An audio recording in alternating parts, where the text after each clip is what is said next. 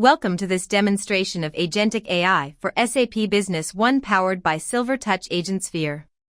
In this scenario, we'll see how AgentSphere simplifies the creation of a bill of material.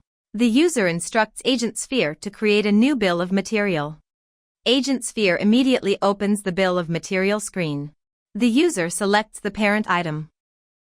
Then AgentSphere guides the user to the components table. The user adds the component items one by one and enters the quantity required for each component. The screen now shows the parent item, BOM type, components, and quantities for review. Again, the user selects the component item. Once confirmed, the user clicks Add to save the bill of material. AgentSphere validates the details and completes the transaction. SAP Business One successfully creates the bill of material.